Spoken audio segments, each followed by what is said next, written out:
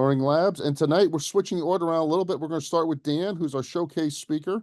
And then we're going to do 5 minutes with Adam and 5 minutes with John in the second half. But Dan, take it away, and I may have to give you sharing.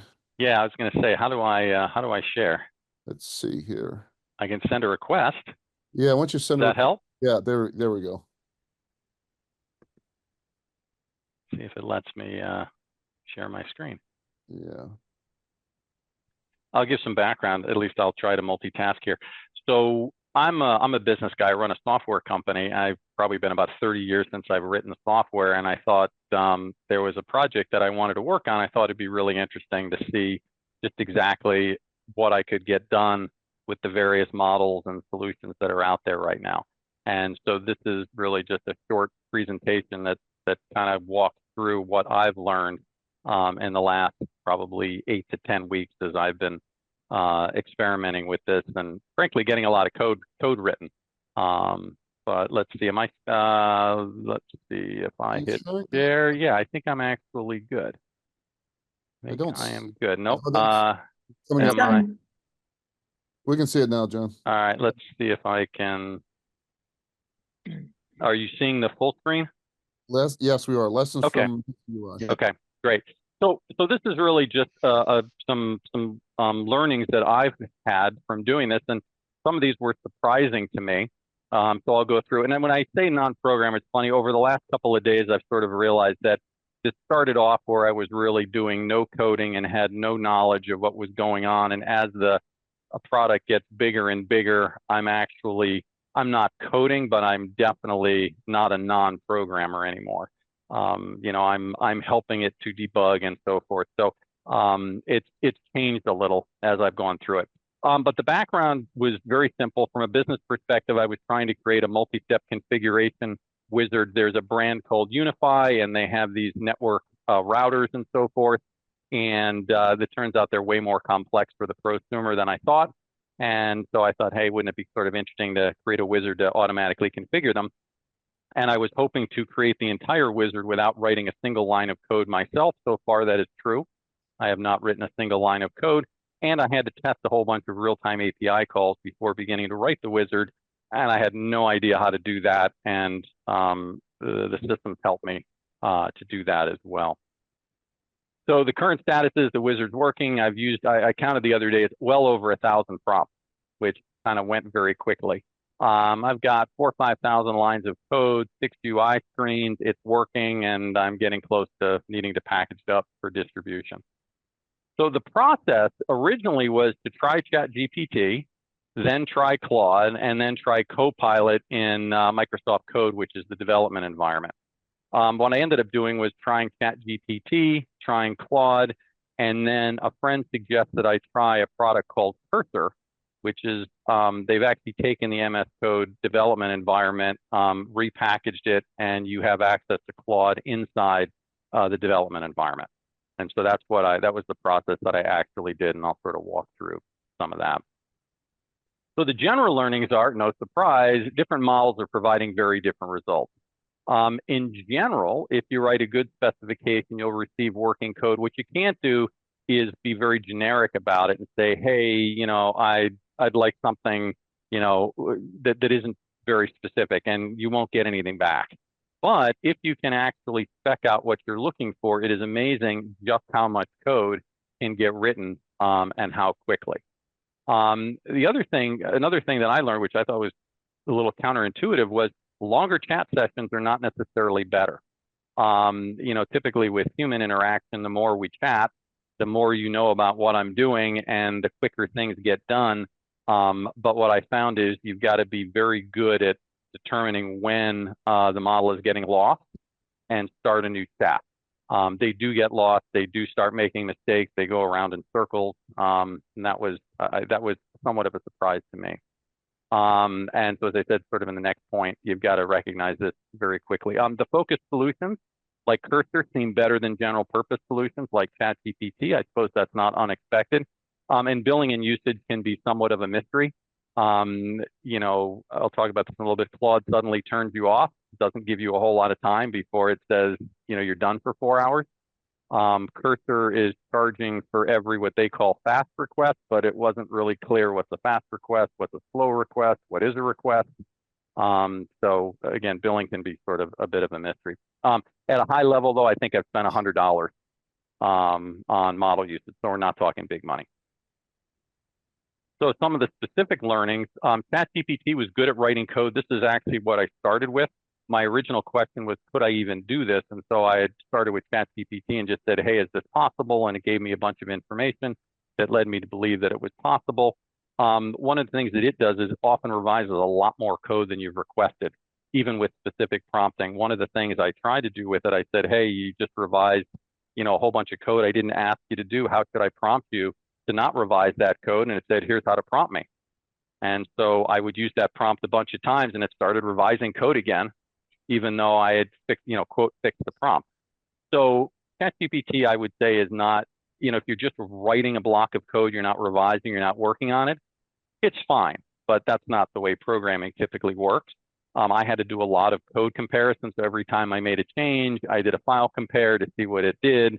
And if it didn't look like it was doing the right thing, then I would tell it to go back and try again. The one thing, though, that was helpful is the unlimited conversation length was helpful, and it didn't seem to get as confused as Claude did. So that's another thing. You can have longer conversations. It seems to get less confused than I've been seeing from Claude as of late, but I've been using almost exclusively Claude inside of Cursor. Then next, I tried Claude. I used Sonnet and Haiku, and the reason I used Haiku is because sort of in the middle of a session, you're sort of getting into it, you're asking a bunch of questions. Suddenly it says, this conversation is getting long. You may want to start a new chat. And this is before I kind of learned that sometimes starting a new chat is a good thing. One or two more prompts and you're locked out for 4 hours. Okay, well, I'm in the middle of working. I'm now locked out for 4 hours. So then you can try Haiku, and then you get locked out of Haiku, and then it's time to take a coffee break and do something else. Definitely good at writing code, revising code, and refactoring. Refactoring, for those of you that don't know, is when the code gets a little messy and you say, hey, can you clean this up and, take a look at these 2 or 3 files and rewrite them as if they were from scratch. When a human does that, lots of possibilities for introducing error, but the Claude was actually very good at not making a lot of mistakes when doing that. So I didn't have to do very much code comparison. Again, this limited conversation length was rather inconvenient. You're limited to 5 attachments per submit. So if you're doing code, sometimes you might need to submit 6 or 7.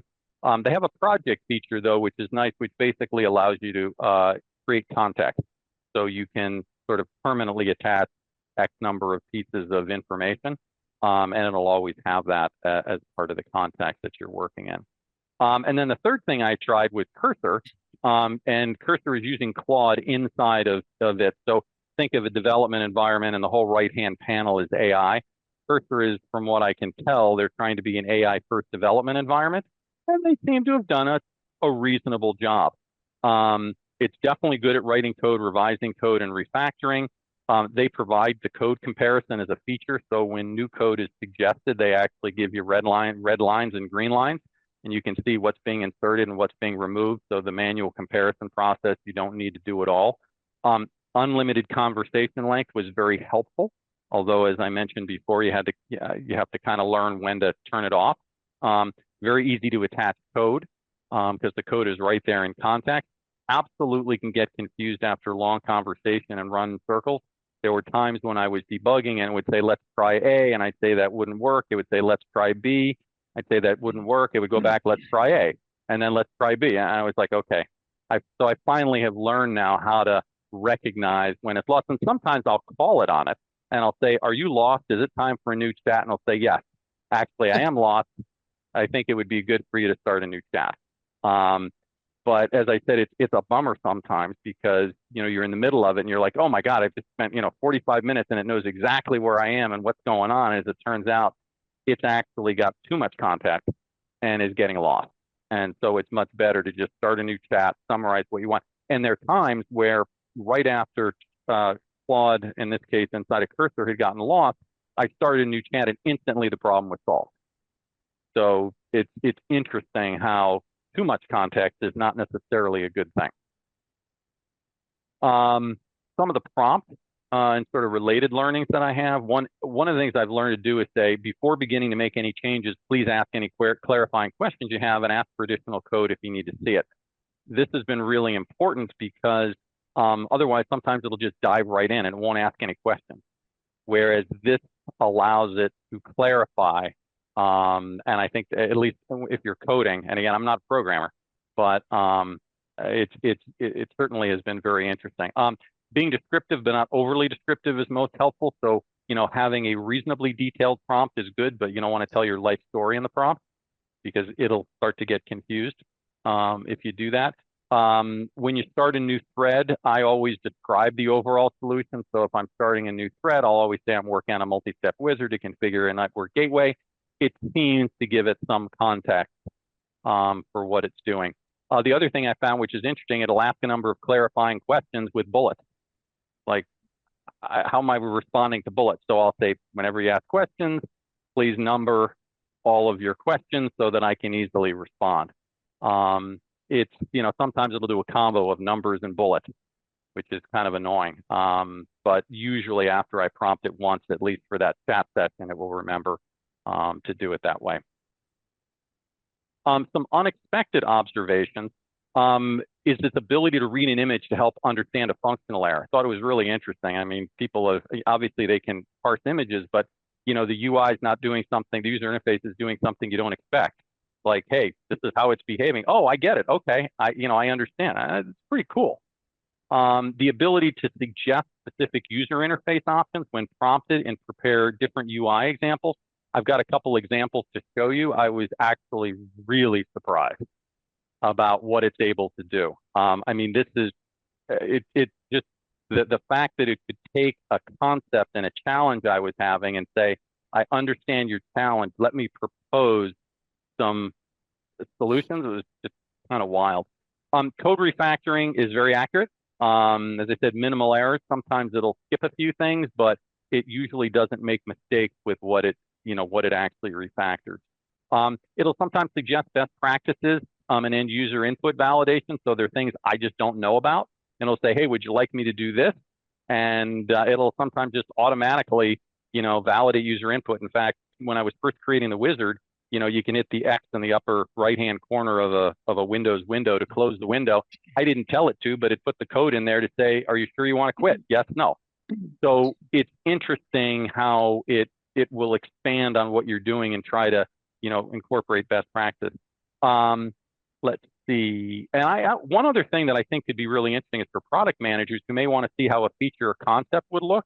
I actually can see that there will be some product management solutions where if you have access to the code or a portion of the code base, you can actually go through and see how functionality might interact.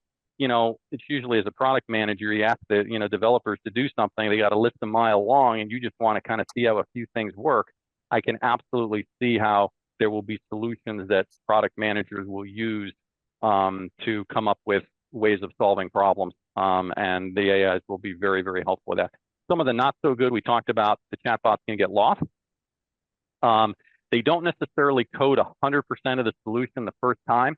I can't tell you the number of times where I've identified something that says, or later on it'll say, I see the issue, or yes, you're right when I find something.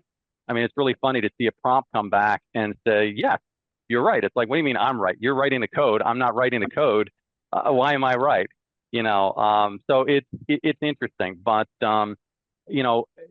again, generally very, very good. But this is sort of when I began to realize that if I had no coding experience, this would have started out okay and would have died.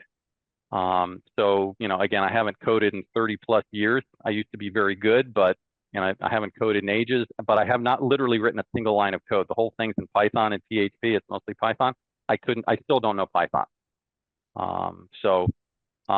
And last thing is, doesn't seem to be as good at debugging as it is at writing code.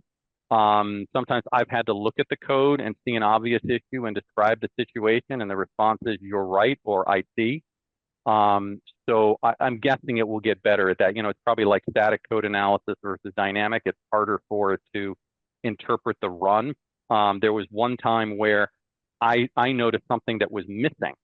And I said, why didn't you see this thing is missing? Because it's obvious what the problem is, because this thing is missing. And it says, well, you're a human, you're more intuitive. You actually noticed something was missing. I didn't. I'll have to learn from that. I thought that was kind of interesting. Sometimes I get annoyed. I get annoyed. It's like, why did you do this? And that was an example of, hey, this is obvious if you look at the output that I just shared with you. Anyway, so that's kind of the summary of what I've learned. But there were a couple of examples as it related to UI and this product management stuff that I thought I would share because I think it's really interesting. And the second example sort of blew me away. So the first example was, and this is sort of minor, but the window on the left, I didn't spend a whole lot of time on the UI. I've got a little GUI designer, and this is basic UI stuff. But what I have to do is look at a high level. I gave it this user interface, and it asked me some clarifying questions, what was important, what was not, and it came up with this interface on the right. Again, not brilliant, but I mean, it just asked me a couple questions. It's a heck of a lot cleaner, a heck of a lot clearer. I thought that was pretty interesting. So that was one, but this other one totally blew my mind. So this is an example. On the left, I didn't show the whole window within the product, but the window on the left is, at one part, you have to select networks and pairs of networks. So there are two drop downs, and you say, these networks can talk to these other networks. And you really don't want the networks from box A to be included in box B. But at a high level, if you have 5 networks, you got to have 5 networks in box A and 5 networks in box B. And I said, I think I kind of need to solve this problem. Do you have any ideas? And it came back and said, well, I've got 4 ideas. You could do helper text, you could do selection summary, you could do confirmation dialogue, and you could do a visual diagram. I said, can you tell me a little bit more? And it wrote out some text. And I was like, I really have no idea. And I said, I don't really understand what you're saying. And he said, would you, and this was, Claude came back, actually it was Claude Insights came back and said, would you like me to write a demo program to show you? I was like, yeah, write the demo program. So it wrote this demo program, and this is what the screen looks like, but I'll get to the bottom in a second. But it had 4 tabs, one for helper text, one for selection summary, one for confirmation dialogue, one for visual diagram. Each of these was perfectly working. This was the user interface that it had proposed. I hadn't thought of any of these, but the amazing thing was this visual diagram on the last one. Literally, you select networks on the left, and it draws the boxes and the arrows to the networks on the right. It came up with this whole concept all by itself, just because I said, I have a problem because this isn't doing it. So I was pretty blown away by that. I was like, wow, that's pretty amazing. It came up with 4 ideas, explained them to me, even though I didn't understand them. And then it just showed me what it was talking about with the four concepts. So certainly a lot of potential. I think, my guess is if you're a really great programmer, you probably are thinking, I don't really want to use AI, but my guess is it'll be the best secretary ever because it could code 1,000 lines, very, very quickly that, a senior developer just wouldn't have to code. I think it could take a fair developer and make them decent. I think that's what it's doing for me.